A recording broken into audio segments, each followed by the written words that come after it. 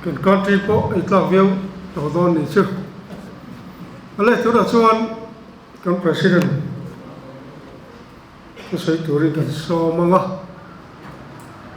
rum lo sela du to so sela wen chu tiani president jam tak yo so ma so turi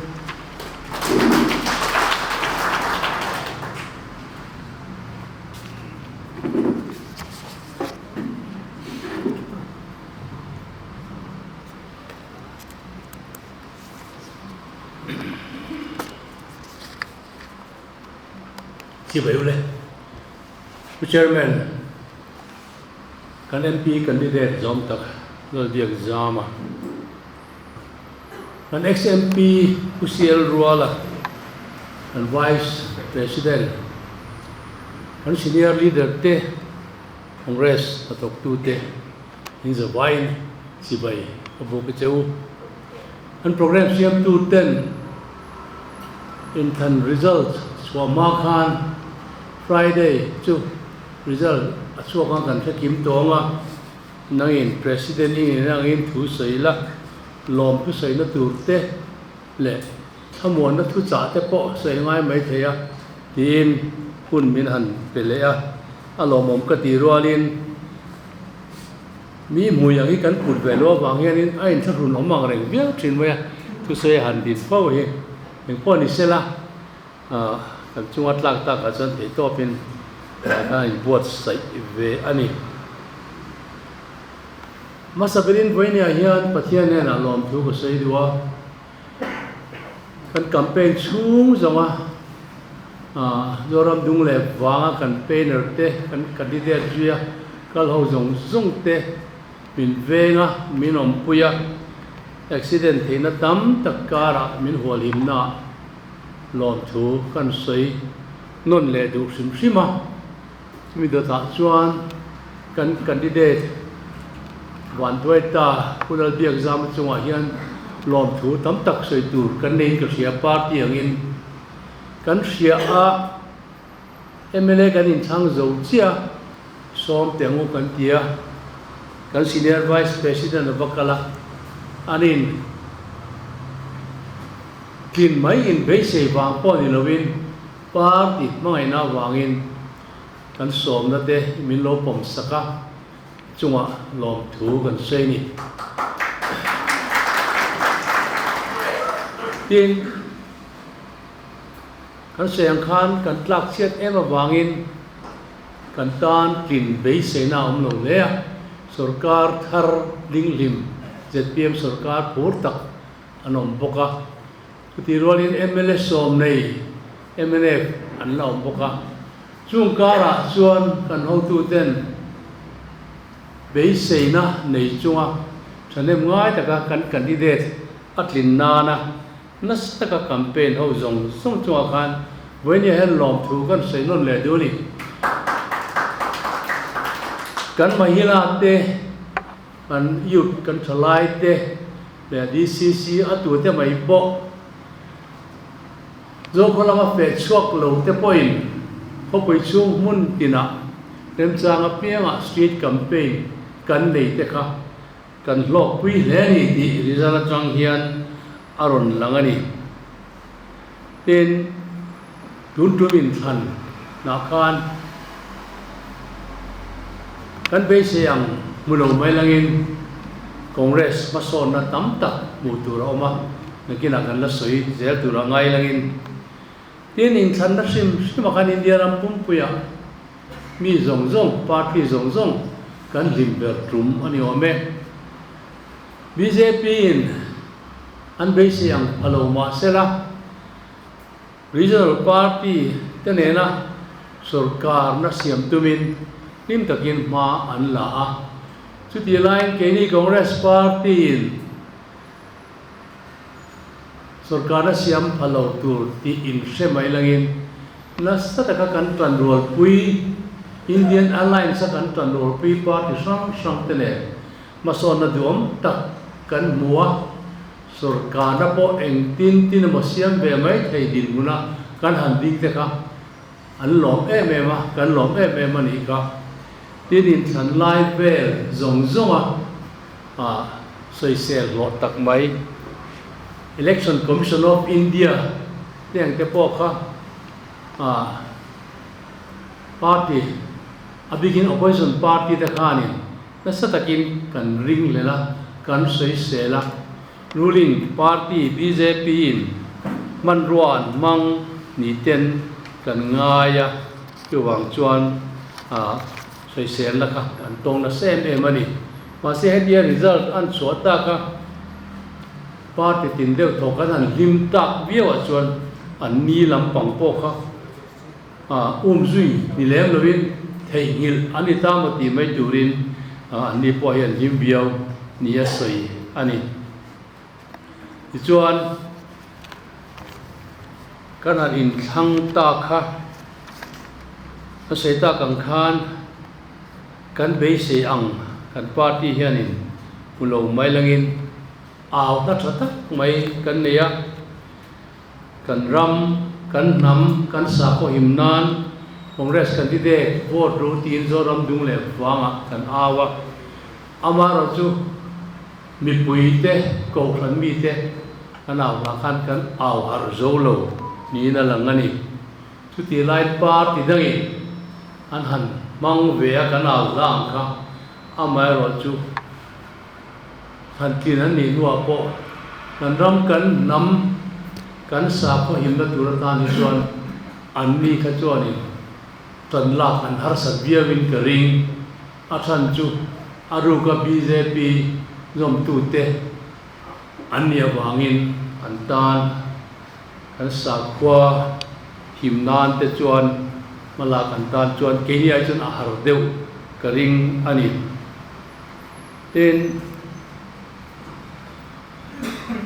when ya hian kan be se ang kan bulo kan ti rualin kan result atlang kharin congress in pason na tam tak kan deya central lama le india ma saka kan rama ngei po pason na congress party angin butu tam tak kan ne ni central na congress bo bil mai tu ate min soi china kan rama ngei po congress ral mai tu ten min soi china amaro chu Rahul Gandhi an taimak suwa India ram dung le wanga ke kala kongso an hoi khotte khanin nasatakin party ipuite acho tho waka akal na pianga mire theite le mihar sate angai tuani di kha atakin alan tira chuti anga awm lai de po chu tla mu tu tam tak awmani ka chungte wang chuan weinia congress party po hian mason na satak an mu pha ni na langani tin congress alodin swat le theina turin pasatakin an chung ko hian ma an la an lu puite apan lu priyanka an di ten weinia chuan Indian Alliance apo atirama chuan tlema anin kil toi deu ani line weinia chuan atlan matonga thule pui pa ber an lo ni ta teng te hi alo mom tak zet setani tuti lai chuan BJP le apol National Democratic Alliance chuan sarkar siam tumin ma an han lamek ania hei ase weinia hian an khiat angin an mani angin sarkar na an thurol puitenen an la theilowa amaro chu regional party lian tak tak te tuna hian chungtet hazar nuai chuan sarkar na nei be sein ma an lamek ani tin kan rama big khan kan khiat angin kan police duty sangkhat le somli voters zet mai vote anan thak theilo ka poi kan tia theitop in congress in atira khan ma bo tan lak ra theina ma kan la a ukil hiam kan ruaya high court a kan appeal a pe sena sang tak nen kan thil lain high court in min hol sakta AKC Supreme Court apo kalpui zel tla kani atua ni cha kani seng song chu ti ril ru kan ho tu tan put lain result chuain minon nan ta ka wangin dongin kan bo zui thei talawa apoi le ani hei hi sarkar ding lain kan mo ani lowe an ti rualin sarkar ding lai chu election commission control thei tu ani nangin ani hian ma la selang chuanin hetiang ang din buna kan din arin om lowa an finance chang tuin anem ngai taka sum le fai lama chan la tura min song lai khan high court kan malam na hian seng ngoi nga lai ukil fi kan seng ani ti kha an ho tu ten lo thiat ve tal kan sei ve sim ani khang police sang chuang khan vote thak na hun pek ani le tang senam chuanin voinia kan result hi adang lam ngei tu ra kini chon kan ring satani ti chuan Congress ka Mizoram MLA constituency paruka Tuidiala te Aizawl East 1 te Aizawl West 2 te Aizawl South 3 le tui chonga le East tui puya tui chang ale East tui puya kan candidate ka pakhat na ani ani aro pui le ni MLA pakhat po kan nei lo lain anu lo ka kanin sanga constituency paruka pakhat na kan candidate an di thei ka kan ho tu te thanem ngai na le kan candidate mi pui nan tu na a that wa ani ti ka kan sei duwa chu ti rol chuan ka om na ve zai ko ta po an party candidate hi pakhat na ani ni ti ka kan sei lam ka chin du tin MP Congress MP Congress vote share ka 20.08% ania MLA kan kanin sanna MLA pakhat chau kan nei kan 20.82% ani kan percent kan maintain ati thei ome alo mom tak zet ani ten MLA sana re yan candidate 10 postal ballot ta pot kan bu se thei MMA tuntu ma khan kan party candidate chuan postal ballot ta vote saret somthum bali abuwa hei hi ZPM sarkar lai me to ta vote ku sang ber postal ballot ta chuan ani tin MNF khan MLA som anneya MLA vote share 35.10 anei lain MP chuan 28.65% in an tlahiamani an vote mun satakin atlahiama MNF ain MLA dial pathuma MNF MLA dial pathuma chakna anei ve chung te chu Aizawl North 3 Aizawl West 3 le siaha West Street pani ka sin sia na ne pathum tin ka jek lei bok se poli se siaha yan Congress kan chakpok nin kota chanalan danani ZPM le BJP man so na ZPM te sarkar hi man nia pasol tu rangai ania tuti lain Congress in kan ngai kan han o te MLA som ne ain kan ti thain MLA bial som ne chungin MLA fi tu MP na khan party vote share ngai to chuan atla seber party ani chu Mizoram lama kan performance ania India marchak lampanga hian Nagaland hian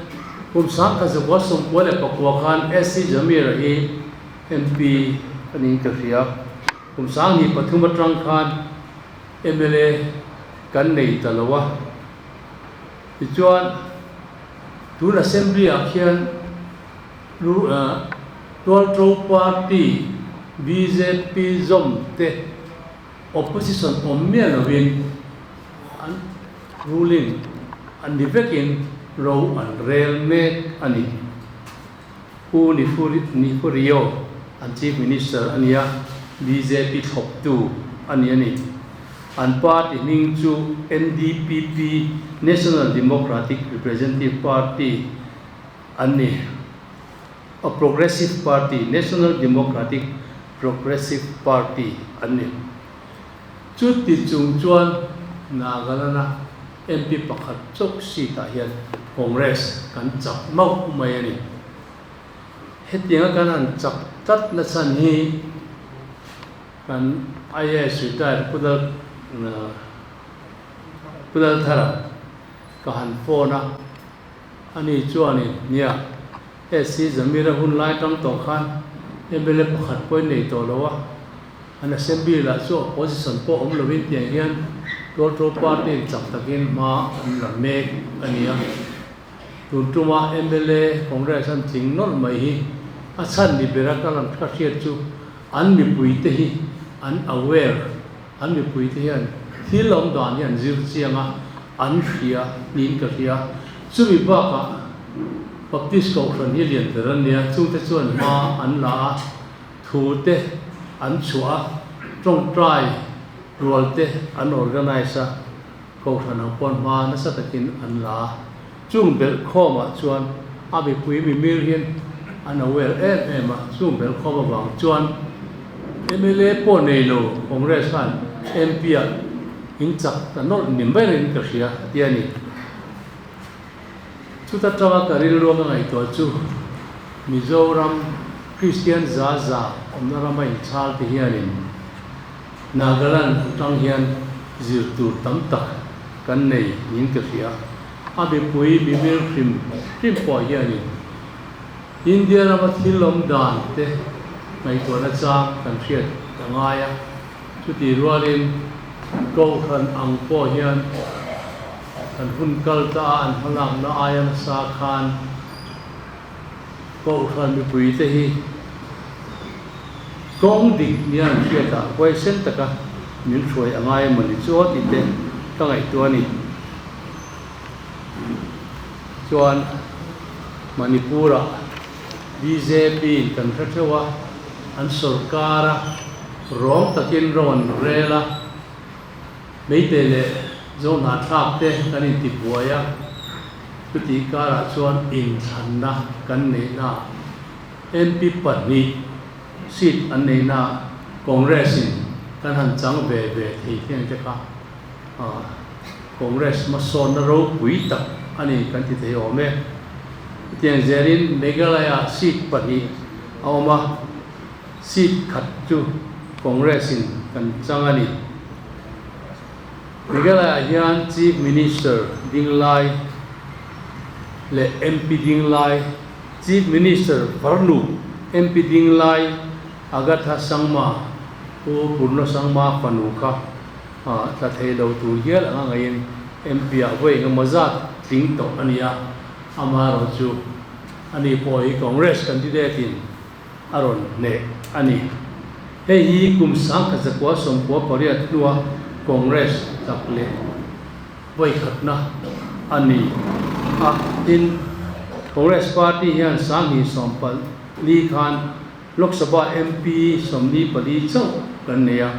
Lok Sabha hian sang hi som pakwa chuan sang hi som pakwa po MP som ngale pani kan neya sang hi som pali alon alo thlen bel chuan MP som pakwa nei BJP party to ta chuan MP nga vel kan han ta teng te Congress ma son na ro pui tak ani to wang chuan Congress ni pui to rama Congress te po hi wal lo tur in kan in cha dua upia India nama MP nga ber state MP somriat omna BJP chak thin na po NDA BJP sawajol puita chuani MP som thum le panga chau somriat a hian an nei theita India Alliance kan tan rol puita chuani le Congress welcome chuan MP som di le pakhat kan nei theitung ta ani in Tamil Nadu hi MP nga lama som thum le pakwa nein MP pakhat ma hian NDA angin BJP angin an nei lo ani Kerala a chuan MP omna pakhat chia MP pakhat chia an nei thei bokani BJP hian in Maharashtra hian MP somni pariat an oma NDA som pasari an da theya bak chu Indian Alliance ten an la West Bengal MP somni le pani omna som pani chia BJP hian an da theya in hetrang hian MP than le huna chuan pathian zara India rama Congress Party kai throi sarkar hi aro sarkar ngei don nin afiat ani in hei an ho tu pa in vene kan tu sei bin tat pui turin inon pe a roi tluangan sami somni pali lok sabha in thana khai khom in thana khai khom na Congress Party ta na lom na tu yeron siama sami somni pali lok sabha in thana result chu BJP ta asil hai thak le seat chathum pathum atangin seat zani somni an ta tha seat somruk le pathum an chang ani Congress chuan seat somli pasari mu belin an chanan seat somruk le pathum an chanani sorry Congress chuan seat somli pasari mu belin seat somnga le pani atangin seat somkwa le pakwa party angin kan pung chok ani sani somni pali lok sabha in thana hian BJP MP seat nei hi chani som bi le pasari atania min an vote hu zati 0.77% atania bok ani Congress seat share hi zakwa somkwa in apunga an vote share hi 1.7 true in apung bok ani First in China BJP le Congress seat mudan khai khin na aron siam le a first one ka April som pakwa in China masabel kan nei a ichuan hemi ni som le pakwa April kan in China khan BJP seat nei sa som li atangin som thuma an tla a Congress su seat nei sa som panga tangin som hi le pasaria an pung ve thunga Phase 2 in Thana kai April somni le pariba kan nei le a khata khan Phase 2 khan BJP in seat chadi shop le pakwa an nei tangin somnga le paniat sani le som pakwa MP a somnga le pani an nei tangin sangi le somni palia chuan MP somli le pasari so an nei chu tiang chuan an ta thla a heti la hian Congress chuan MP som pariat atangin somni pathuma kan pung chho in Phase 3 main sarin thana khan BJP MP som sari paniatangin sangni le somni le palia chuan somnga pariat chau an tling theya mi som pali an MP som pali an chan heti lai hian Congress ve thung chu MP pali atangin MP som panga kan pung ve thung ani tin Phase 3 main som pathumin thana khan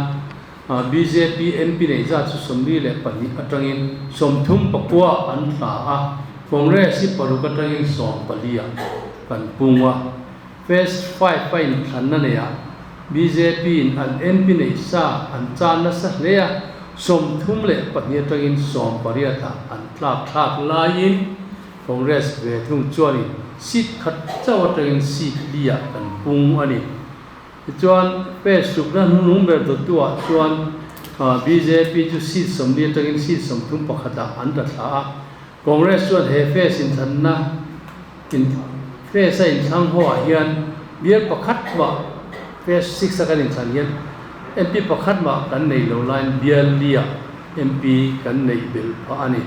tin kan thopui SP po seat that chok atangin Samajwadi Party hianin seat kata tangin seat so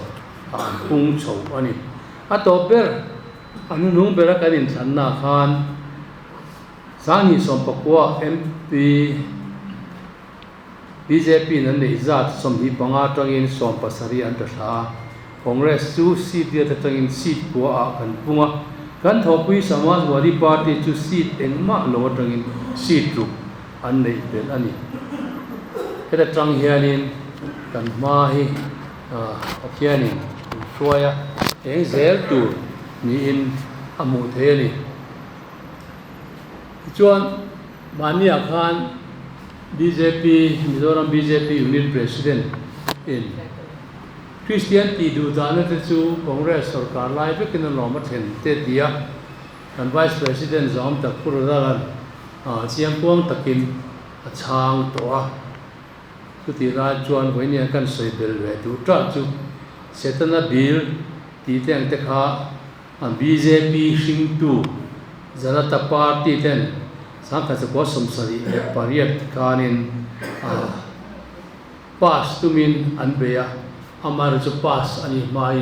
pai thap anni ani ten BJP no te bok SVS VD hianin sangka le som the bosom pariat khan anti conversion anmani hi anti congress ania sangkha se bosom sari le pariata Janata Party le BJP singtu freedom of religion bill sangkha se bosom sari pariata khan an pasani congress sarkar lai ma selang state BJP no te deu diri heti lai hianin Christian nek chep na lampang hian ma anna ni ti kha kan soi duwa chuan Swatantra Party role line Orissa sangka se ko somro rugle pariat khanin heti ang bi hi pass ani boka Tamil Nadu BJP sang hi le patnia an pasa ma se AIDMK anon sarkar khan an pai saklea Gujarata Modi howing chief minister lai khan sang hi le pathuma Christian nek chep na billion pass box ani chudiang chuan helai kan BJP president khanin Christian ti du ta na re chu India ram ti du ta na thengkha an mani Congress party ro re lai ne lomatia India ram pumpuya Congress ro re lai ni ma selang in state a khan kan ro kan rel vek lem lowa kha khan state ro rel tu te thuania chuwa chuan BJP le ano te vekin hetiang hian ma an la ni ti kha kan soi du simsima mani la ba chan chin buwa BJP MLA zam tak Dr. Bei Chwa Khanin BJP la omzia kanin zirtir hi kan sima hun toni atia ama kha pothan rongbol tu poi mon tak ania chutian ten BJP lau omdan Congress Party na herama kanin zirtir meg lai hi tha ati lo thuron sui kha amak kati leni wenia hian kan fiat angin Australian missionary Graham Stein sa te pa ha lum tu kha BJP no te basang da le RSS te ania ina samma BJP chief minister pathian thil ti mak tong trai dong bol na te akhap pa chutiang zerin kan missionary ten nasatakin boinia harsatna kun sang anto ka chuti laya BJP la omdan hadin zirtir ko mai dur tilo kan an omtat te awan doi thap katia chú mi nghe chú với nia kan sarkar thara pian kan deputy leader aron claim ngam ani tin kan campaign lai kan chawa MLA chan khan ma bit na ma chuan BJP ho tu ten kulal rin dia la sai lo hi atin chuan deputy chief minister atang ti ten sai ni ka khang zong kan soi let le du na san chu kan sarkar me party hi BJP ne chuan anin nim ngai he ni ti kan soi ka adik lein ati dik tu nin ka fia tin chan do na sum le pa ya po sa takin anon tan pueri ti chu kan fia ni chu wangin voinia hian mizo ring tu Christian te hian kan ram ro rel tu hian tu tenge kan than tur party tu kan than tur party chuan central lama tu party nge an on ti te po hi ngai to na chang kan hriat a hun to le ni chu wangin voinia naktuk naktip loka hian AMC corporator port number 9 mi chu kan thang do na ni kutatan chuan kan party candidate tan FP Vandan mangai ve nuai hemi wot pona mi hi kan ho tu ten an som chok theya alom le ni urang huna an sayang khan ve se na sang bio lo ma sanangin he tiang ang congress mangai ke ru pen chok kan han nei zel te hi kan wan nei tak meng mewa atlin ngei theinan voinia congress thok tu te thei to pamala turin kan som choni kan soita kang khan India rama le Mizoram ngei po congress in ma kan son zela voinia congress in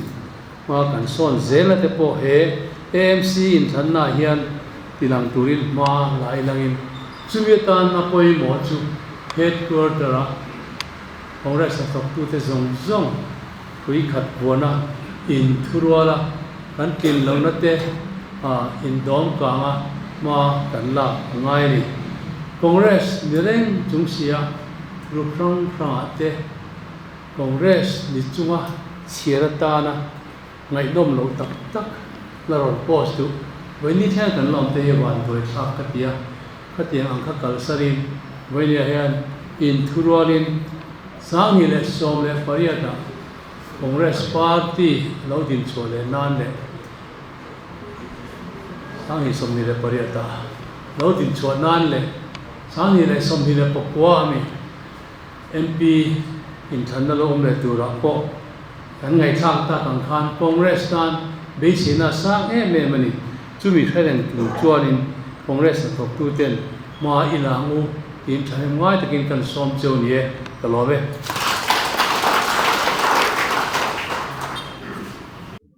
ama sain lom tu soina lamin kan ten kan soi tu tu nga to ko ke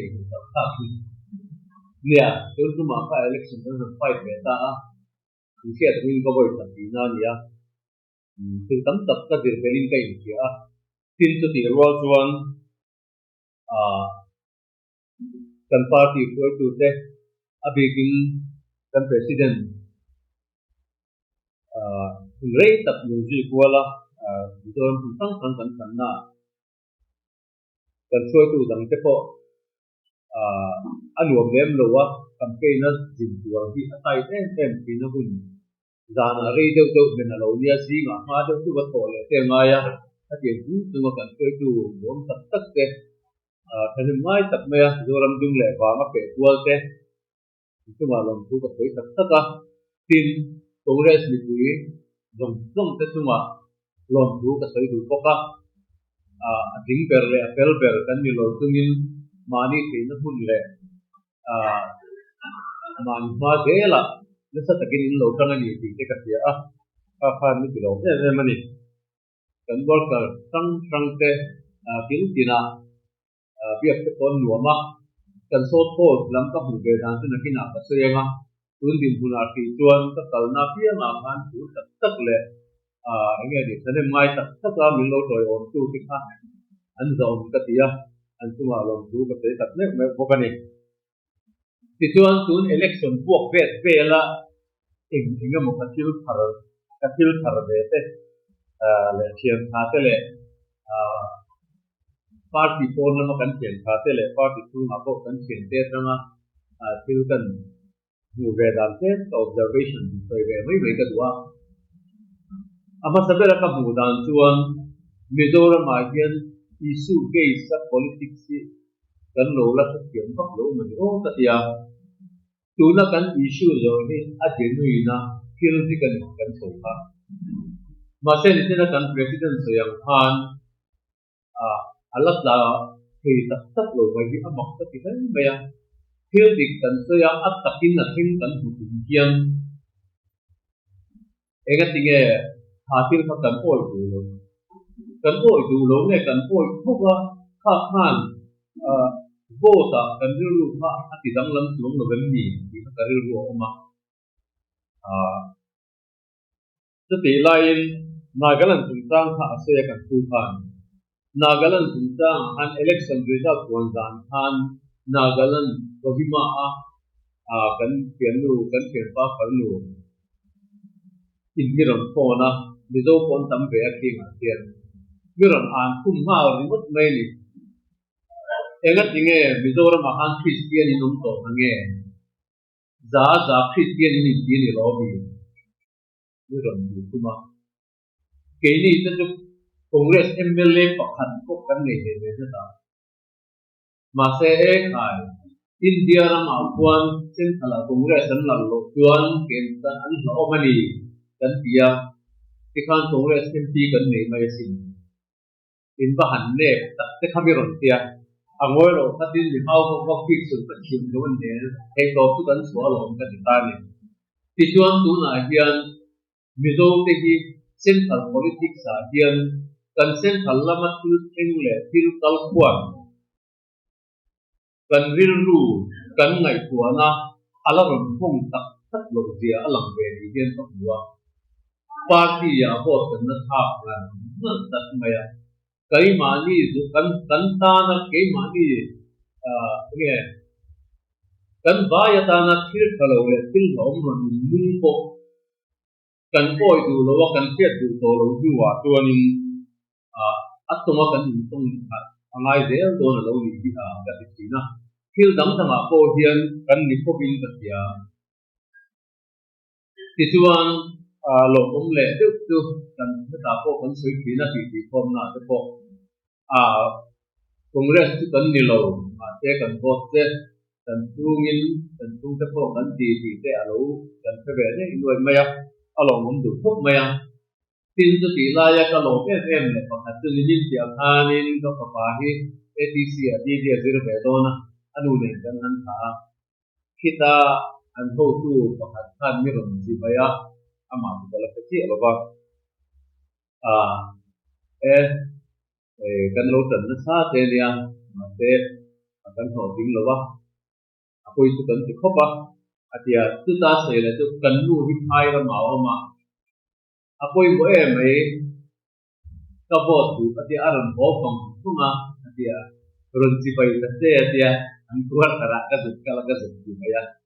alo rom du ti khop mai ka tin ka kan ham tong te ma se ka se yang khan khatianga lo har suak le i te an ko khan ya tu na ton kan ho pa so in kan party angin kan du la tiam ti ta tu ba torin dongin kan la te khalo wa ni maya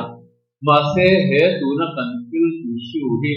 tu na kan tu khel le tu na kan tu kwan dar le kan fil ti hi atik lia ka ke ta bang ken karil ruwa chuan ka tin lu ma hian thale hian ding bangin mo mp chun le ngai ti se congress tan chen kala ding ni no ni adin to kala ding ni athan tu kan din na din ta ti ta ke ma tan boin ni hian india ram ki an lo man ami pang ai chin tu BJP satyam popakal fil ya india ram dictatorship ka mun lang to one nation one religion satyam ti du tu te kai zakha cha an ni hi an lo man india ram song ko mà sẽ các sẽ yang than thắt yang ang India ram ko din dum na o ma hom to ni ti check hello hi kan lo la tam em mai mi do ma kan check hello nge kan che du lo tu mi ti ni ma ni kan en to du kai ni do tu rei na la kai ti chuan ke ma ni party các phụ đàn tem cần sử dụng thế ta cái gì Sunday school cần cả like han inform người dân các trang thế lại thế cái gì check kia này mà các ta han để tiếp tục đến rồi các là cần tên những cần practice lại trong những gì của cái cần tên gì nào tu na hiện dia cần party ya again kan tlang diam do ema bang pian ahuna ding role an tia hian kan na ding wol lo emani o ti kha kan sei ve du mai maya nitina kan ho tu pa ve na se han ke ma ni chung ko ge ya ko ma ni le ma ni in short na ang ti hian te de ru ti na ti re klek ko hang ti tu po se ko ke kon ta siar ve ti na kha tiam anga ke ma ni part ti chunga again kan la in ti chung thatuan kan din hi alag wal khat lo de do na ni mo ti tu ngai dan dia ni ma sela when the ya Congress party Mizoram midam dong kan party ti ta dong ko ka ta du ka ngai dan le ti ngai dan an ko bel je kal tik don wan party ko kal don lo tu tu ko bel dan ni ma se democracy a tuan thalaya kan ngai dan sang ni na ta thap kan hi na le a hu na ya mà sẽ ngày ta trong tấn lì cùng con tầm vô lệ tấn cô tu tên thì chuan đi tiệm ô anh thì cũng là chuan ha cái ngày ta trong ta ha e tiệt cái cầu tạm chiếm ha cái in tiền thật lệ hi anh ai anh đi cái thế vậy à in ta phải cái chiếm sa thủ tổ này cái gì thì chủ khan cần phát sập quay một gì thì cần chuyện thật lệ hi chủ lưu viên thật cái gì thì chuan एक दिन के kan party hi le kan kal ve do tu na ke India ra ma tuan kan huwa kan tin sang ta le mai Mizoram ma tuan ani ta tu ani kan na tim do ni mai thea party te hi ani Mizoram kan lo kai koi ve na sa party na sang kon manifesto ta tak kan siama tu tin kan tiam ta tin kan tia kalau tu ve dan tuan sang party zong zong ni kan au la pa ni chi ni ka pe tu Mizoram tu ni Mizoram in tawdel ti hi kan tang han common berle omdek diet ni ka huwa khami ani tung khan yu ni kan ni tanga boi ni thena hian ha in tawdel na ko kan phala da na han chen de kan ni yem ni enga tinge boi ni thena sil da kong ka ati ko kan na ma kan kan ro na ta don party mal tem bi kan nei lo wa ke ni ko mi mal tu ma tem bi kan nei lo mà sẽ cần phải là cả na hiền cũng phải cần từ mai ta em đi thì cái lý do là gì thế là ya thế hiền kami ang tuzo kan tu na hiền hay bên đi à cần party có tu và của nó phim tập tất nghề là đây tập tất cái gì local to experience này to form cần gì à kami zo kan ngày dan karang hi cần gì thì cái cần tin Inge dia ngapa tikin tehian ale lama manifesto kan zora in kan kan live one fil tak kan untuk soka mase ataka khatil ataka santir tu khan political will ni kan nei to ko ben niam ki te ko hi kan zo ma ya kan na kan Mizoram party dang te ko kan en nun tan bit angai ka putat cùng xu in tàu được thì tên hắn kia hắn câu thứ ba tiền bằng cách thế là cái luật sư gia là nó thấy thì cái thành phố vẫn sẽ được nhận raถ้าทำให้โซรัมมีคุยแต่เป็นอะไรต้องที่นั่นcáiนี้ไงคนนั้นใช้ชี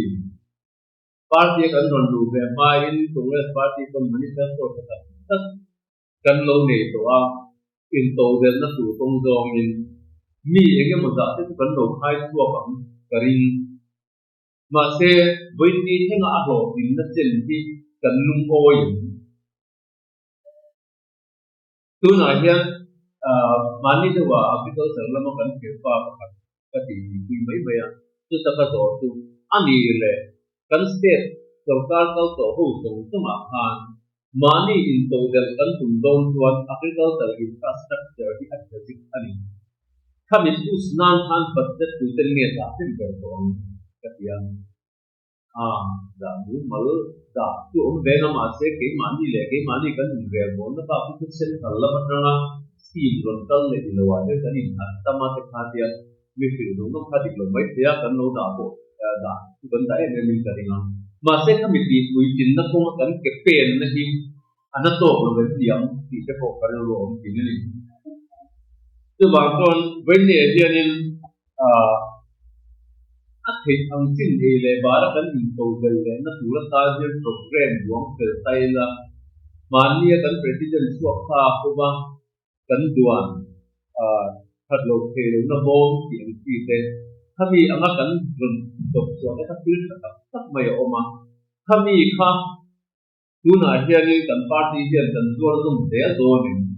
khami chuma khan pel tu kan nei kha khat to kan ti te hi tu na hian khalam ngai tu te hian lu te bin ngai tu ila kum khara kang hi chuan to kan ti so ti atu rin ta ta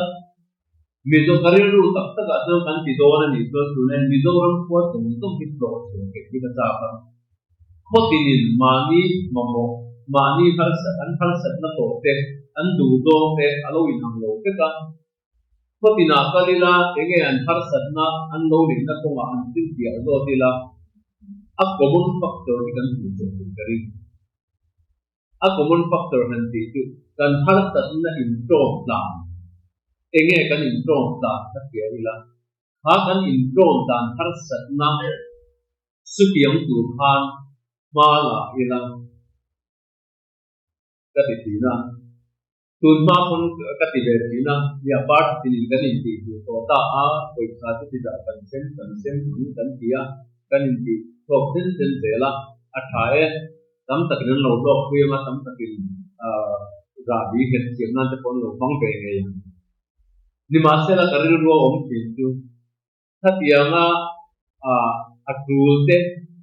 amamo ate tran pui to kan nei lo te bang ma se thatia nga ta na bai be settle se ai khan kan agriculture infrastructure siam na hian mong ta ila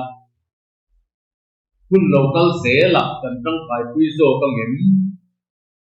ti hi kan zo ngai ta ni na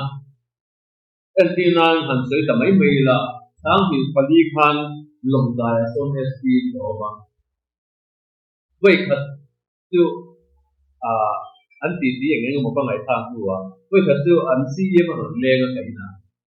kan ti ti du na an equal share ti so kan ti mo kan ti equal share so an ne ya system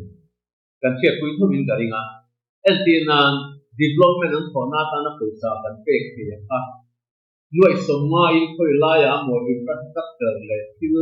din na tur pa ke ta ila an lo ti da na chuan an ruling hi emten le an ni ho khan equal share an tian lo din sen mai ti na ya hi tinge ka ya kan lo ti tin to da na ni mo a mai na om to mo de ba ya apoi de ni ki khatuanin pm pakhatin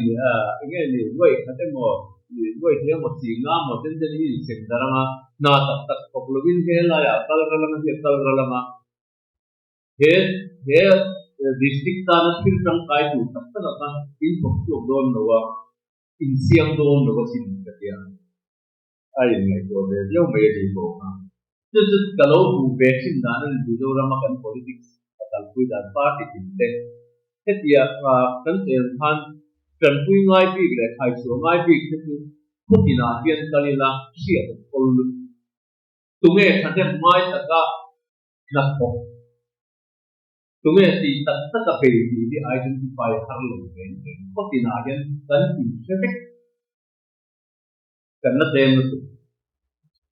khang mi le khat tu te nge an ni lam pang a yin khang mi le khai so ka tu sarkar kan ti tu en ti nan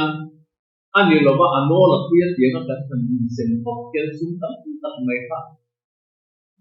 cái nghe đi anh luôn rất chỉ là ô thì cái cả lâu mấy tuổi về thì na thế vì là mà ta cố gắng này ta thằng đi xem để ta là anh thằng mình thì cái lâu rồi đi chơi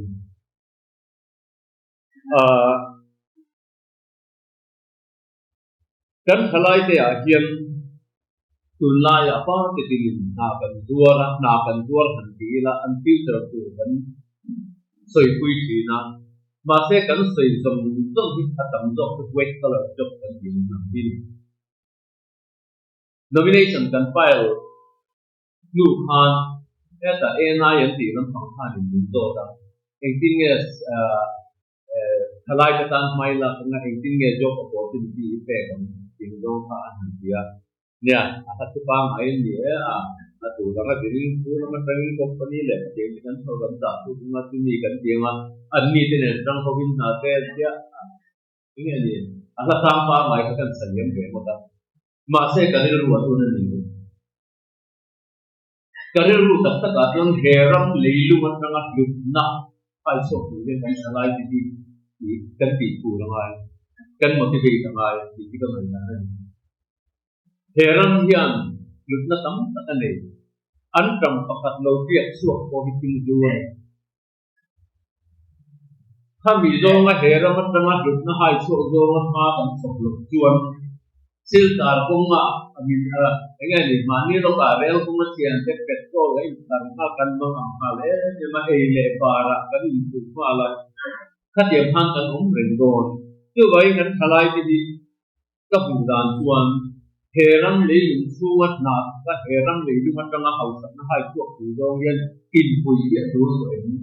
đô rồi anh lo mi kami anh thì thế na ta na ren ta na xiêm lệ anh mà ni thì bom tha sarkar thì tu ren đô rồi mi thì cái đó là cái này anh tin anh helaya lom lu kan ni kuma agriculture nama kan tu pa ha ani kan sunda ani ne kan tu soi la ya kon ta po hang kan soi ya ta ti tin photin a hian kalila ti ke to ho hian hai thar hun kan le ke na lo ta ka til kan thal ke na hun zau te kan ne te ka thang hun pan na ma se a thamai ne tu phun khatani chuanin akala ke ani ma ke tham các cái là tổ nó phun lệ cái thì và cái phải số nó phun chủ lên xí à các điểm phun là thế thật luôn thì cái gì cái gì cái sợi phun thì so lung lên xí sẽ do là cái ui của nó này vậy à càng cái là áp phun ăn warm lúc ở giáo thì cái mất cái là lấy bớt cái lúc ruột đạp ruột lên các cái nó vào lâu này tu lên các điểm như là tiêu thải phun của nó các nó tổ hợp tham nhiều mà phát tuân áp bồi tháp về mà đi chưa bằng với những cái tí cái gì trong là cái kinh tòa hiện tại cái gì ấy rồi có bị đai à có phát triển cái lúc anh thằng của thì nó cũng sẽ khác từ cũng cũng là cần có cái gì đó là gì tham bị đi ngang cái thời thổ cũng sẽ chuyện lên quý lệ lên để cũng lại về lên quý tiền airport tiền là mà trong thành phố sẽ có quần gì tên cũng thì là thằng nó xa mà sẽ phù ra anh tao với em mình mất ăn hàng sủa lai anh tên sủa tôn lai anh bồi được ăn sẵn ăn tốt mình được các tỷ trên lên với airport kêu về này ai từ tham gia ta nó cũng sẽ phải về sẽ theo cái đó tham gia ăn phong như là chứ mình muốn là chuyên sinh tài cũng có pin này cũng có chia cũng là có ha cái người nó tuổi về này ha mình nó không muốn là mình là cũng đi về từ từ đầu जो भाई कल खलाई के पोखा से यूजों खान मोटिवेटेड खाई करते हैं है आया ऑफिसर तो जीवन या टेक्निकल स्किल लेना कीगा केला इन लोगों में कीते ती तब तक आजन तूने कल खलाई तब तक है इन लोगों को अन रोकते अन्य डॉक्टर ने सबको प्राइवेट हॉस्पिटल आते सीबीसी तुम तो ये नहीं kati ang gunakan ng dinlay yan akal to kan omang kalamat yan na basic yun mase ang tamlong le katyam tak niyangay electronics le tiyo danga agency le katyam sundon na sang nga pumabay ho compete tuwan kiyam tak niyangay mà sẽ khát tiền khát cần lấp bên với chúng tôi phải là nhân viên của mình tâm do các cái hiệp định tương năng của bạn luôn được làm việc các tỷ phú quý phô thì phải là gìถ้ามีไลฟ์ครับถึงกันถึงอันมันอีกครับถ้าอย่างโจมาโตผู้ระเริ่มสารนั้นเสียบสับโลถ้ามีเสียบสับตุ้งทางมากันแล้วเวทก็เลยจบนี่ก็ชุดเราที่สันจะโผล่ดูนี่ก็คือจบก็ต้องลงดูทันด้วยลาจะโผล่ที่จบไปดูถ้ามีอย่างตัวโจพานิมาลาคุยละอันโผล่ละสิ่งที่จะดูเรื่องรวดการในตัวที่ละโผล่ละสิ่งโดนชวนโซที่ตัวไล่การกันสมบัติมาสักไม่กันสวัสดิ์ที่ตัวไล่กันอันที่จริงที่เชื่อถือเหตุการณ์ผู้อัจฉริยะนั้นมันเราสอบที่กับที่นั้นโอ้เป็นจริงอัลลอฮ์ก็สอบที่กันเกจิอาเด็กสมศรีสมยศสมวลีตัวตัวนี้อัลลอฮ์รู้อัลลอฮ์บอกเกี่ยงเรื่องนี้เลขเทียมนั่นเลยเวลาตั้งต้นตัวนั้นกันทลายกันmotivate kan tunda na di ape don thang le lekin ko ti hi kar ro ta na chu wa ma tu ka han se lu ani be ko ka ti don ka ve de mai pakhat ka soi khoi ko to ang nakina manifesto kan siam le bu na don social reform hi kan tel ve ngam to angin tel tha kan ti evun ti ni ngai to Asan sa tunay hiyan in now pang enroll to call child welfare committee and the idol this is a home kaya kan Hilton le yuki kan Hilton le shit te hiyan karir ru ati boy kan nu tham zon na kan hanti mai ma sam do tuna han mi do idol ko da nai ring a pen that yang nu tham zon na ang paสมติโตโนมันเอาคำสวดบิกเลยเอ็นโคงไอบิกก็จะนั่นเองฟองทั้งสมติดวงกันเป็นคนละถ้าเตียงจะทำเลยน้าฟังไปไปเอ็นโคตู้เนโลกันด่าฟองกินนับปีฟองมีอักเป็ดเตียนที่สองกันหันสวยเสียเดียวกินตัดนางินเตียนที่อาตอนที่สมสริองค์ในหน้าตัวนั้นเตียนมีสักจุดกันได้อันต่อไปมุ่งดังดังอ่ะยังไงนะ gospel camping ในน่ะ motivation ส่วนน่ะที่นี่ที่น่ะ the addiction ไอ้โซเลสเซเวลาเรื่องทลายอันขัดนึกเดียนที่เงียบพอยังไงนะอัน camping center นั้นที่อาสอนทลายเสกปุยอันเราอินเคสเสกเลยตอนคิดตอนบุกว้าวไม่เลยวันนี้ขัดกับว่าฟังต่อการเรียนรู้กับอินโดนั่นสมัยเอกที่เองข้างนอกฟังไปเตะทลายกิลตินไม่รู้เบียร์ผมเตะคุยกันมาสวงเงี้ยมิโซรามันสวงกันตัวเตะฟิตเงี้ยมิโซนูเลยปาร์ตินันApulat na kan no alera na siyam kan tunlay hituan kan tunlo ku katina nilobil apulat na siyam niloba alera na suway mang kan tuntung tuan an kuitin to tuwa tikan tuntung hituan atik helo nilit pia kasay na sa inyo kapapa kilaya kalsok to kain ko kung pa pakatanong para nung kaya natin mga tapo tuan kalasoy kuit at siya ukape na aray ito ito ka kung handen wayan party din ang yan ang tanongay kaya kan ngayat yan din ay nasa ni kung masalam da ito wayan shoy ito po kasay ko ito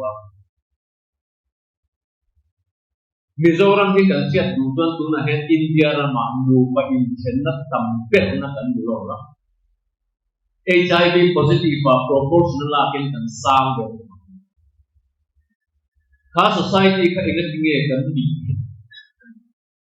pathian tu kan injectira ka along ka po kan se ma se ingat nge at ho tu na ho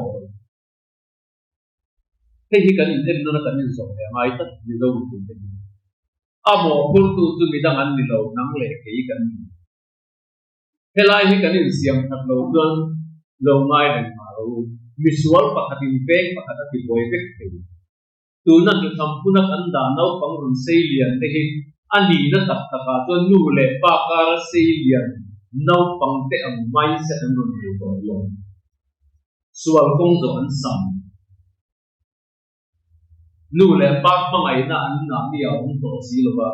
an tem si lo ba kha khan kong dik lo do a zo ti ma en mai ni to wang chuan helaya hian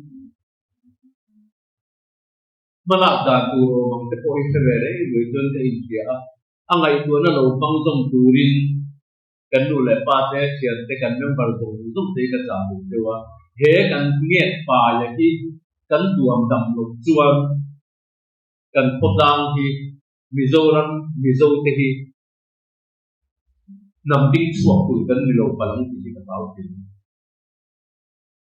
tu na ke ni ta lui lam kan mi to kan lau pan lai nan diam nan ni ram khoi tu ram ba kin ni yen che kan lo te kiam tak lo tu na ton kan te kiam to te kiam bo kan ni to na rui alo se na alo in kana ati na na no ram to ram tu na no tu kan na no wa ram to ra te hian kan lung hoi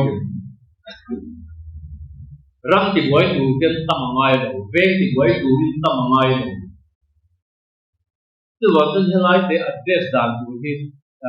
kan ruang tu zo te le kan member le helai de tal zum te le kan member korir ru lo sem ve tu rin tang in te wa ti chuan kan campaign le kuna ml thane mo kan pa ba le kuna he subject ki zeli ta ka duanga manifesto te la tan hian ka i te em maya tu mizoram ni tu ko hian ni pom pui hirin na ka nei ta ka ni Tuan a politics na malu le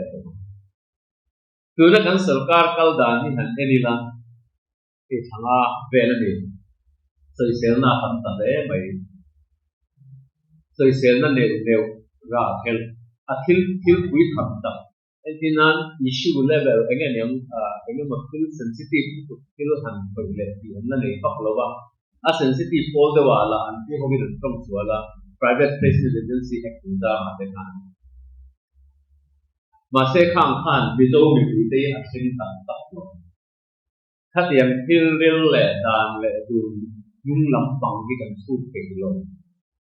an han sia an tia a zo de a thil ku ba zo le te a to na ma se an in rap hela an tia mitam tak ti na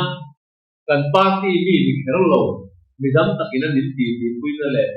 abinga khatenga lok sabha te candidate te kan lo ni be na te su e congress ka in lo pui in ter nge ni trong ro mi pui ya in than le ta ton tan thir tan ta to tu ni alo om ka ti nia kan pa ke soi tu te ta he kan dum tal na la re lo kan ni kan tu te wa ben ana ko paron ko kan ta hui tinga ni te kan te ka te khin tiam sia lo kar na pa di tu na pakhat ata pi ko thin kan te tun ma kan sei tai la tung la ma na kan to lai kan heng kan pa pa ma hian kar na kan ta na sama se Mercedes Benz an nào thì dia na hian da ya khat yang deuh kha ni ke ni a point party ni zo no party te ni man bel je ta ka min se tiang tu te tuan congress si du ti bel ta kan la ka hian be se na pon nam don ti ka bu da na dia tu ba tuanin party ni la sa do nu te kan ko tu te nge ni nau panglam ko upalam ko atua ta ko kan som tu tu na tang hian kuan ben toi chi ni la malam pan turin hin ko se u ti hi kan soi ve na du ni na me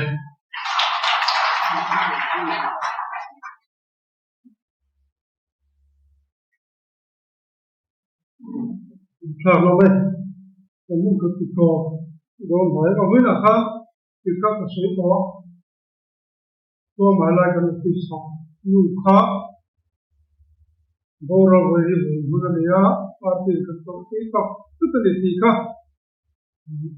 mình thấy lòng này sẽ là nó ra trong các bộ lòng ngay là ini tidak sesuai kan municipal by election này turun ya महिला को itu ke để có campaign suang ka nên nói khóc mấy by election mun ni kan này đó nói á biar su kan su của su là khát cái này để cho cái chuẩn trong quân chuẩn quy là trong cái biar này à còn nó bị cổ hiện chỉ chứa còn nó bị ta sẽ là kan itu sentuh problem oh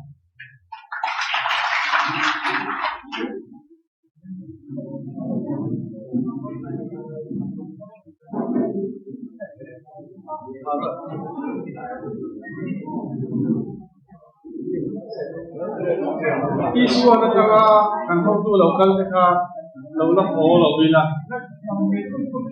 ela ayen laula ko de bila nakal dal lo bila to me